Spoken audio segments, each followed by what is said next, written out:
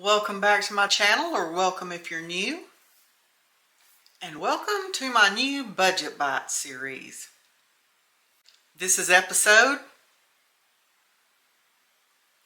If you missed the introduction video for this series, I'll leave it linked in the description box so you can go check it out. And I tell in that video the purpose for eating the freezers, fridge, and pantry down.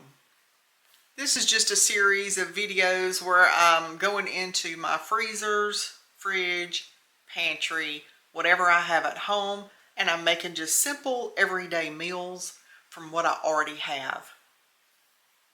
So if we're going to make any headway on this, we better get started. Let's go.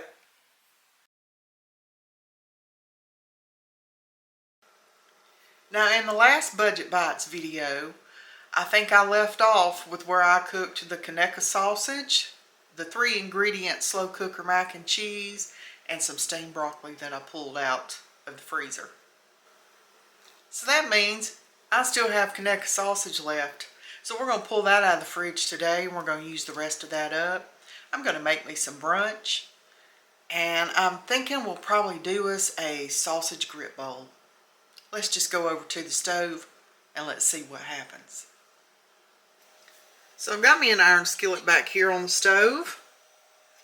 I've got my Homemaker sausage. I have just cut it up in little rounds, and I'm just going to put it in my skillet. Now I'm going to add in some frozen peppers and onions.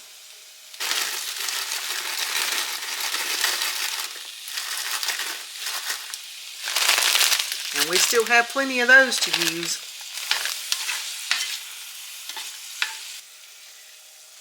Now I'm just going to cook these till I get me a nice little crisp on my sausage. Now in the meantime, while my sausage and peppers are back there cooking, I'm going to make me some grits. So I've got me a pot of water on the stove, and I'm going to add in some of this chicken bouillon. I usually just put 1 spoon. This is a long handled teaspoon. I'm just going to take me a whisk, and I'm going to whisk that around in there till it dissolves. Now my water is over here about to come to a boil, so I'm going to start putting me some grits in here. I just add a little bit at a time. You don't want to just take it and just dump it in, because if you do, you're just going to have one big old lump of grits that don't nobody want to eat. So now I'm going to take my whisk. I have come to find out that this whisk is the best way to make these grits, and to ensure that I have no lumps in them. Just going to get those mixed up like that. I never measure my grits. Turn my heat down. I'm going to turn that on low. I never measure my grits. Now, you can follow the package directions if this isn't something that you cook all the time. If you're new to the grit world, then you're going to want to follow the directions until you get it down. I'm just going to keep adding and whisking until I get it to the thickness that I like. Now I use the 5-minute quick grits, but I cook them for about 10 minutes. So I do cook them longer than what the directions say. To me, that just makes for a better grit. I'm not sure why, it just does. That's a good thickness for me. If your grits get too thick, you can add you some more water or milk. Now normally right now, for my savory dish, I would have put some milk in here. But I'm out of milk, and I'm out of half and half. So I don't even have any heavy whipping cream at this point. But I just didn't want to go to the grocery store yet, so I hadn't gone.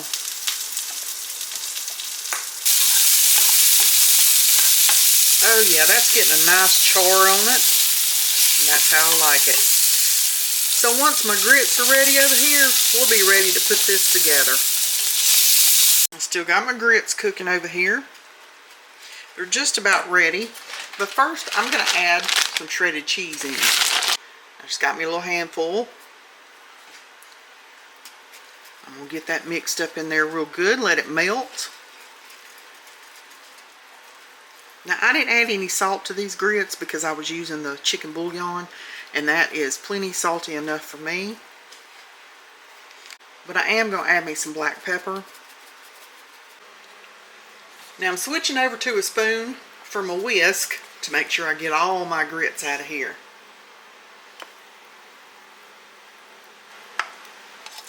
Got our peppers and onions and sausage. And now I know I put cheese in it, but I've got just a little bit of the mild white cheddar left. So we're going to put it on top.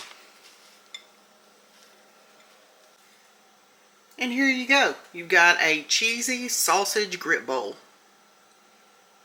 Let's go eat. Okay, y'all. Here we go with our cheesy sausage grit bowl. Looks and smells delicious. I was going to add me some hot sauce to it, and then I remembered the Conecuh hickory smoked sausage has a little bit of a kick to it. So I don't want to overdo it by adding hot sauce to it, because I eat this sausage all the time and it's kind of got enough of a kick on its own. So we're going to give these cheesy sausage grits a taste.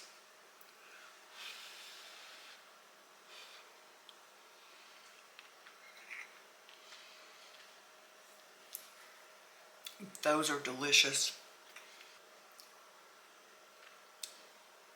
Another budget bite meal in the books. More food out of the fridge and pantry. So I'm gonna go eat.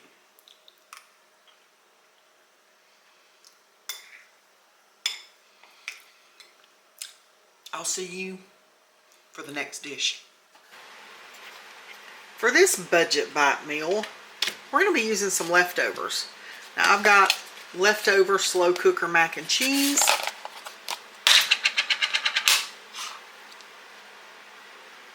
And we're just going to take it and we're going to dump it in that pot. Now this is fresh out of the fridge, so we'll get to that in just a minute. Now I'm going to turn these leftovers into a casserole. Now I'm going to be adding in some mixed veggies, but we're going to start with the leftover mac and cheese.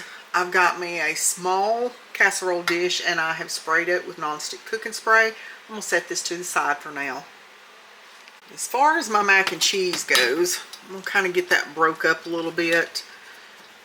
I've got that turned on a medium heat, and I'm going to keep a close eye on this, but I'm going to add some milk in so I can make this creamier and thin it out a bit.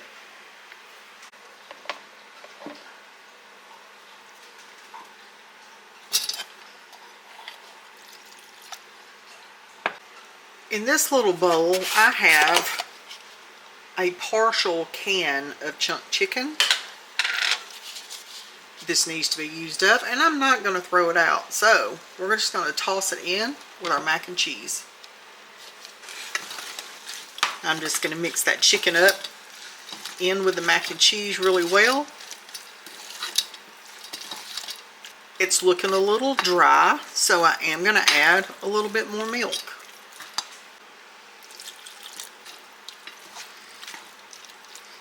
I believe most people would have looked at those leftovers and just heating it up.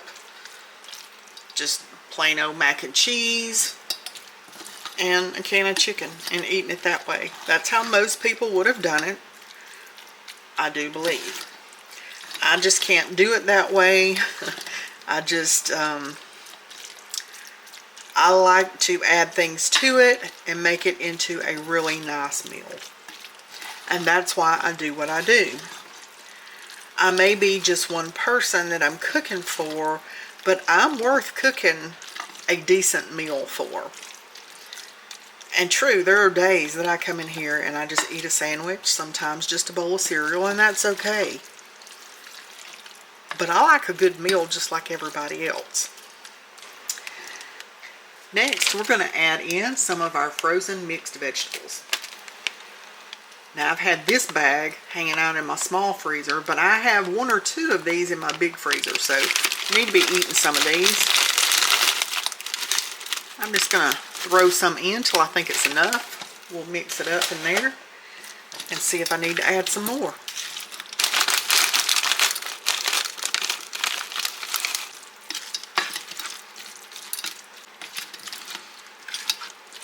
I added a little more milk to it, and I may have to add some more. And if I do, that's perfectly fine. Getting that all mixed up in there. I don't want it piping hot. I just don't want it refrigerator cold because it is going to go in the oven. But I don't want it to have to be in the oven for, you know, an hour to try to heat everything up.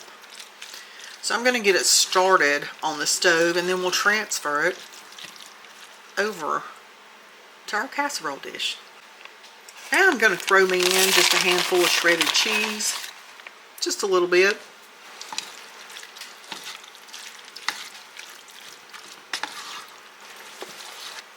I'm going to add some black pepper.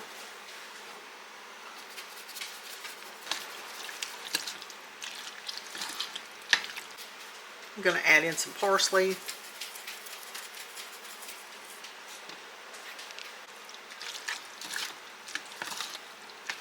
Now you can do this with tuna also, or if you had canned beef, you could use that as well. And honestly, this looks pretty good, so it smells good. We're going to get this ready to put it in this casserole dish. Okay, I gave this a little taste just to see if it needed anything, and I think it does. It's a little bland for me. So I'm going to add a little bit of my buttery garlic and herb seasoning in, and I'm going to see where that takes this dish.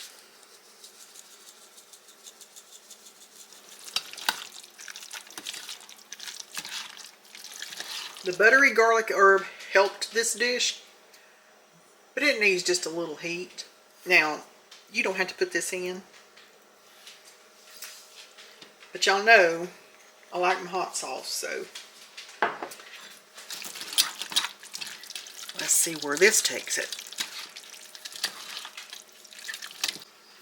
The hot sauce is exactly what it needed. That tastes delicious. So, we're going to get this transferred over to the casserole dish.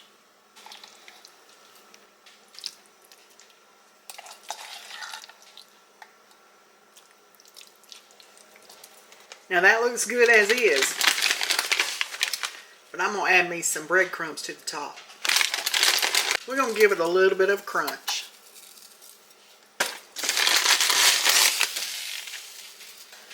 Okay, so I've got me a little melted butter right here. I melted it down in the microwave. And I'm just going to drizzle this over the top of these breadcrumbs, so they'll be nice and brown and buttery when it comes out. Okay, it's ready for the oven. Now I'm going to pop it in a 400-degree oven until it's nice and golden brown on top. Here's the casserole, fresh out of the oven. It is bubbly hot, nice and golden brown. But it's so hot off up in there, I'm going to let this cool just a little bit before I dish any of it up. It's been cooling for a few minutes, so I'm going to go ahead and dive into this.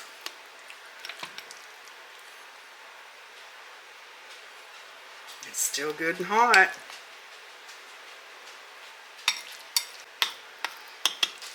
And it's looking like this made enough for 2 different meals. Let me go give this a taste. Hey y'all, we're going to taste test this budget bite meal.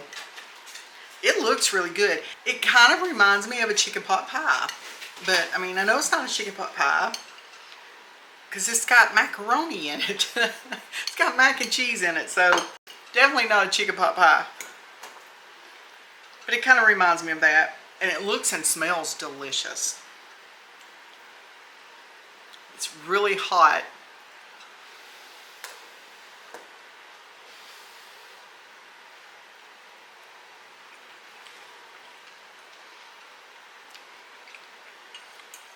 Oh, yum.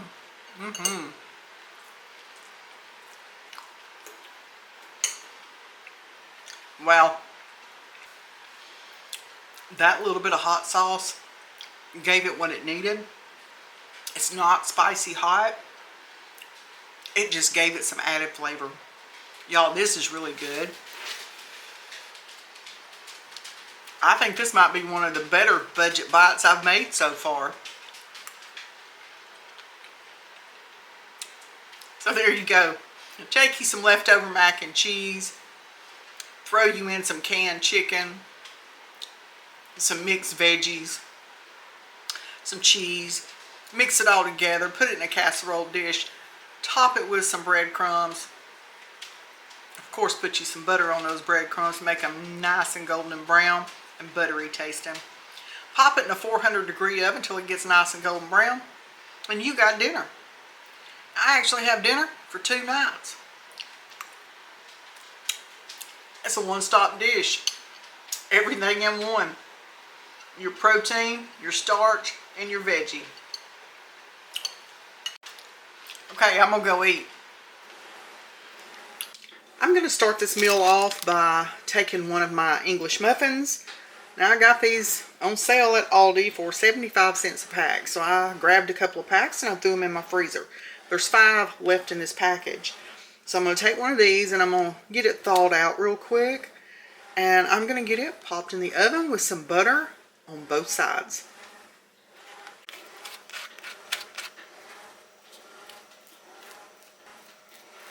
Now I know it's going in the oven, and you're questioning why I put it in the microwave to thaw it out. Well, I needed it apart, and I couldn't do that while it was frozen. So this is what I meant by putting butter on both sides. I like it on the outside and the inside. Okay, I'm going to pop this in the oven and we're going to toast it up. Now while my English muffin is toasting up in the oven, I've got me an iron skillet back here on the stove top. I've got it on a medium heat. I have put me a little bit of oil in it, put it out of my freezer. So I'm going to cook up 2 or 3 of these in this skillet. They're fully cooked. You just got to get them heated through and all that jazz. So I don't like to do these in the microwave. I just don't think they taste good heated that way. To me, it makes them rubbery, and I don't like that taste. So let's get a few of these in this pan. Now my English muffin is pretty much toasted up. My sausage is pretty much done. Now I'm going to get me an egg fried up, and I'm going to actually pop the English muffin back in the oven for just a couple of minutes, just to get it all toasted up on top once the sandwich is put together, and get my cheese melted. So to get that egg fried up, I am going to I'm adding a bit more oil to my pan right here. I'm going to crack us an egg in here. I'm going to add me a little bit of salt and pepper. Get it fried up. I'm going to go ahead and get my sausage out of here, and I'm going to go ahead and put it on my English muffin.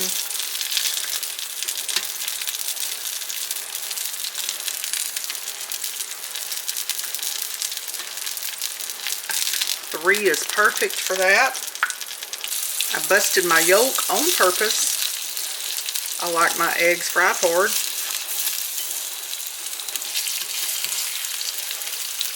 Okay, my egg is done. I'm going to put it on top of my sausage. I'm going to add on 1 slice of cheese, put the top on, mash it down. We're going to pop this under the broiler for however long it takes to get that cheese nice and melty. And as far as this skillet goes, a lot of people don't like to cook with cast iron because they say it's too hard to clean up. If you get your pan good and seasoned, it's not hard. Now you see stuck on egg. That's okay. I'm going to get this cleaned up. I'm going to show you how I do it. But I'm going to wait until we get finished cooking this sandwich because I don't want it to burn. Here's my sandwich. Cheese is all nice and melty. Let's go give this sandwich a taste.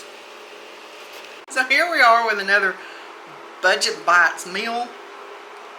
using things from the fridge, freezer, and pantry, or a mixture of all three. So here's the inside of my sandwich. Looks good, smells good. I'm giving it a taste.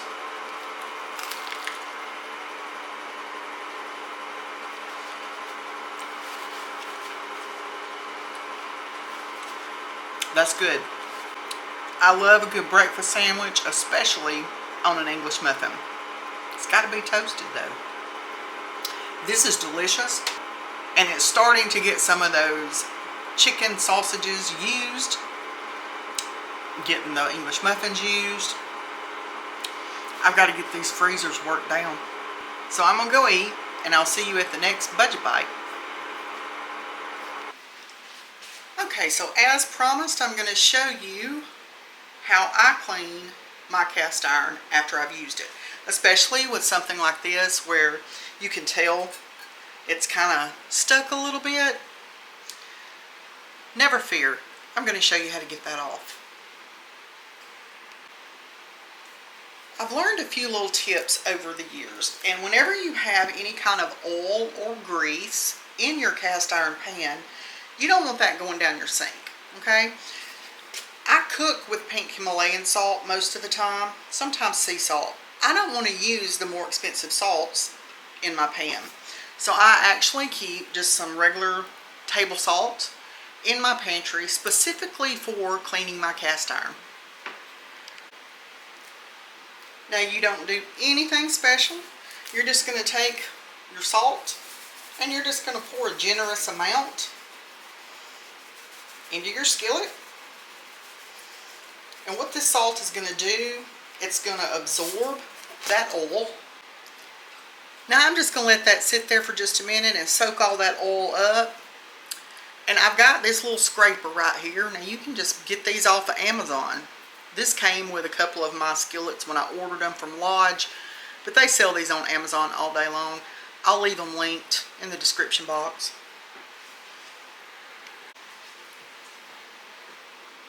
So after letting this sit for a few minutes, you're going to take this scraper and you're just going to start scraping this pan. You see how that comes right up. Now I know this scraping noise might bother you, so turn your volume down.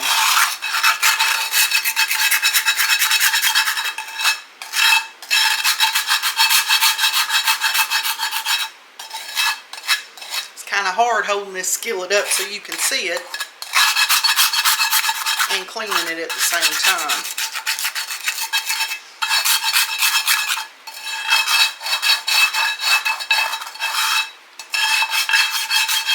But you just want to use this scraper and you want to scrape all that up.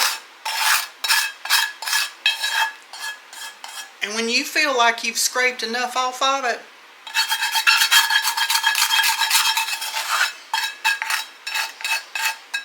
you're going to take this and you're just going to dump this in the trash. I've got my iron skillet in the sink. I'm going to turn my hot water on. I'm going to rinse my scraper off. Now you can put these in the dishwasher. I do it all the time. I put them either on my top rack or I put them in my utensil holder. So I'm just going to take this iron skillet and I'm just going to rinse it out real quick, and you already see how clean that looks. Okay, now you've got one of two options here. Okay, set this down. You can either take your little scrub brush. This is just a plain old little scrub brush. I bought it at Walmart, but it is dedicated to nothing but my cast iron. That's all it's used on. And I even throw this in the dishwasher. Simple cleanup.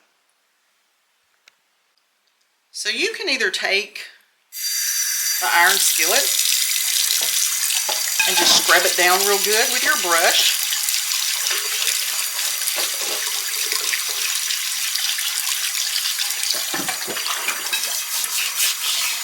Now I'm not editing this part out because I want you to see that just scrubbing it with a brush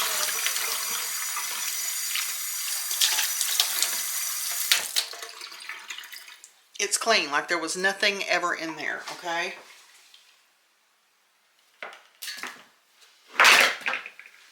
Sorry about the racket. I had to grab my towel. Because I don't want to edit this part out and somebody think that I'm lying, because I'm not. You just take it.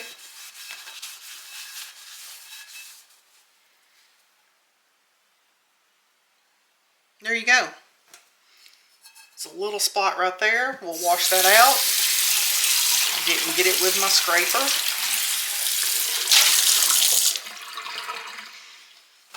And dry it out again. Okay, there you go. Now at this point, well, your other option is you can put you a drop of dish soap in there. I know people holler don't use soap in your iron skillets, but you can. You don't need to, you never need to let your cast iron soak in water, because you're just inviting rust when you do that, and you don't want to do that. Not that they can't rust anyway, but you can take just a single little, and I'm going to do it to show you. Just put you a little drop. That's all it takes. For those people that feel like you've got to have soap. I'm just going to put some water in it. And we're going to scrub it with the soap.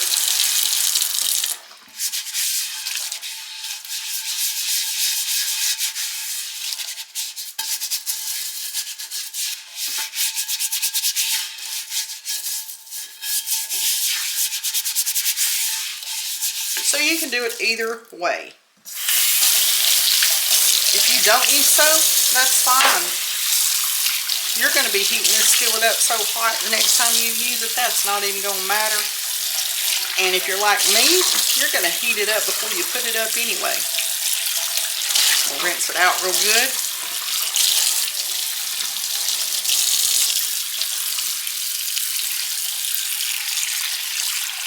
Oh, it's hot. Okay.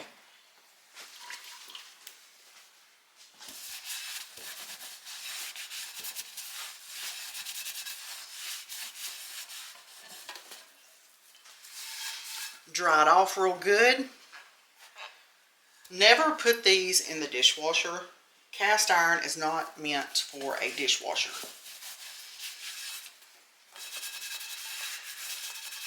Okay, let's take it over to the stove, and I'm going to show you how I finish it up. Now to finish this iron skillet off before I put it up, I've brought it over to my stove. I've put it on a stove eye, and I have turned this stove eye on a medium high. That is going to heat this up and help dry that out and make sure that it's completely dry. Now you don't have to do this, but it does need to be completely dry before you go to this next step. Now if you want to let it sit out and air dry, you know, for a few hours till you make sure it's completely dry before you go to the next step, then that's perfectly fine. A lot of times I do that, but for the purpose of this video, so I can go ahead and get this done, I'm going to put mine on the stove eye. You see it's hot. I'm going to let it heat up and make sure that this is completely dry. If you're using a glass cooktop, never slide your cast iron. Always pick it up and move it.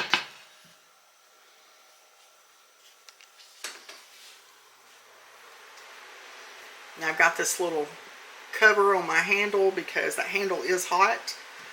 I will leave those linked in the description box also. But your next step is to take you some oil. Now mine is olive oil. You can use avocado. I do not suggest using vegetable oil. I just don't. I'm just going to spray some in this pan. And then you can take paper towels, or we keep just a bag of these little rags. We pick them up at Lowe's all the time. We keep these for the Blackstone, and I use them for my iron skillets because you can just take that and throw it away. Now it is cloth, it's not like a paper towel, but I like to use these more than I like to use a paper towel, simply because a paper towel will leave behind fuzzies. And I don't like that in my iron skillets. Sometimes I have to use them, and that's okay, but So that's how I'm going to finish it off. I'm going to oil it down. You want to oil it down while it's hot because the pores on your cast iron are open when it's hot, and that allows the oil to get down in there, and then they'll close up, and that's what helps keep your cast iron cookware seasoned and helps it become non-stick. And if you've developed rust in your cast iron, don't throw it out. There are ways that you can clean that up. You can find many YouTube videos to help you in that area. I have found these, which is a cast iron rust eraser. Now, I purchased a couple of these and we have not had to use them. Not yet anyway. But I have them if I need them. I have watched them being used and they actually do work.